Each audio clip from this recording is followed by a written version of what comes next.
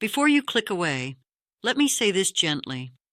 If you are a woman over 60 and dating feels confusing, disappointing, or quietly discouraging, this video is not here to shame you. It's here to free you. There is one dating habit many women our age fall into almost without realizing it, and men absolutely hate it. Not because it's cruel or unattractive, but because it quietly kills connection before it ever has a chance to grow. So stay with me until the end, because I'll also share what to do instead. And that small shift changes how men respond to you almost immediately. And quickly, if you're over 60 and still open to love, like this video, subscribe, and comment, "I'm still open." That tells me you haven't closed the door. Let me start with a story. A few years ago, a friend of mine in her early 60s started dating again after a long marriage. She was kind, thoughtful, well put together, and the sort of woman men noticed when she walked into a room. And yet every time the same thing happened. The dates started well, the messages slowed, then the men disappeared. She kept asking me the same question over and over. What am I doing wrong? She wasn't rude, she wasn't needy, she wasn't desperate. But she was doing this one thing, and many women watching this are doing it too. Men hate when women over 60 lead with their emotional history instead of their emotional presence.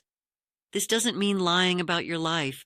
It doesn't mean pretending you haven't lived or loved or lost. It means that instead of allowing a man to experience you as you are right now, you unknowingly ask him to process everything you've been through, and that is exhausting for him, especially at this stage of life.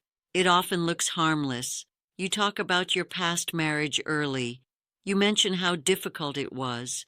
You explain what you won't tolerate anymore. You describe how strong you had to become. You casually say that men usually disappoint you. None of those things make you weak. None of them are wrong. They mean you survived. But to a man, it doesn't feel like sharing.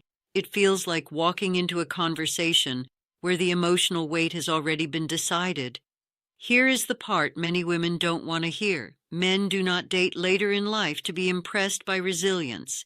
They respect it, yes, but they are not drawn to it. After 60, men date for peace, for lightness, for emotional rest.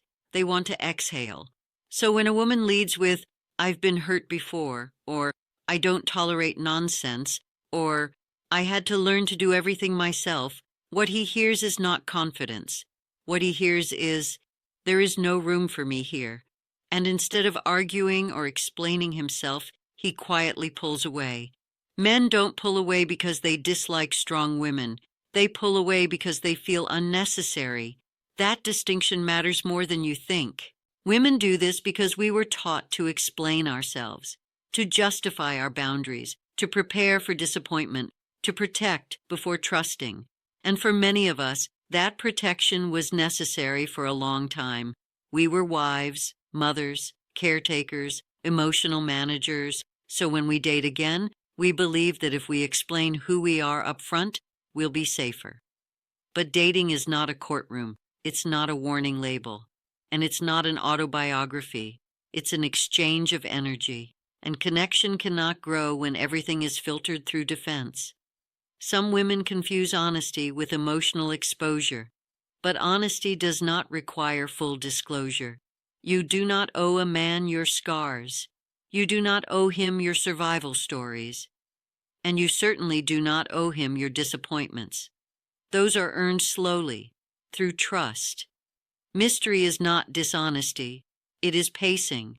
Men respond to presence, not proof. They respond to warmth, ease, curiosity, and playfulness. They respond to being welcomed, not evaluated. They want to feel that when they sit with you, the world becomes quieter, not heavier. This is why men often say, "She was nice, but something felt off." What felt off was not your age, your looks, or your standards. It was the emotional tone. Here's the difference in practice.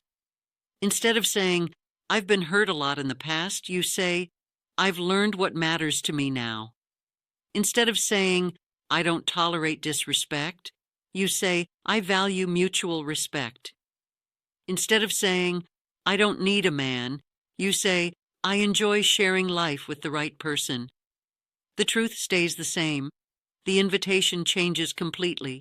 Men don't fall in love with your strength. They fall in love with how safe they feel around your softness. Softness is not weakness. It is confidence that no longer needs armor. At this age, men are tired, not lazy, not unmotivated, just tired. Tired of conflict, tired of emotional tension, tired of proving themselves, tired of failing impossible standards. So when a woman leads with, I've seen it all before, he assumes there is nothing new here for him, and attraction fades before it ever begins. One of the biggest mistakes I see women make is testing men. It's rarely intentional, but it shows up as guarded answers, subtle challenges, emotional distance, or waiting for disappointment. Healthy men do not want to pass tests. They want to participate. And when dating feels like a performance review, they opt out. The shift that changes everything is simple, but not easy. Instead of asking if he is good enough, notice how you feel around him. Instead of preparing for loss, allow curiosity. Instead of explaining your worth, let your presence speak. Men feel energy more than words, and they notice when a woman is at ease with herself. You do not need to warn men. You do not need to prepare them, and you do not need to teach them who you are. The right man will feel it. And if a man disappears when you stop over-explaining, he was never meant to stay. Your past made you wise, but your presence makes you desirable. And the moment you stop leading with history, men finally see you. If this resonated, subscribe.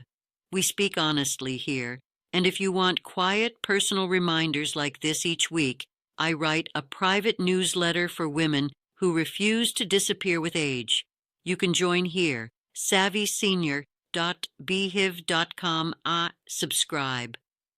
Before you go, tell me in the comments, what's one thing you are no longer explaining to men after 60? I read everyone.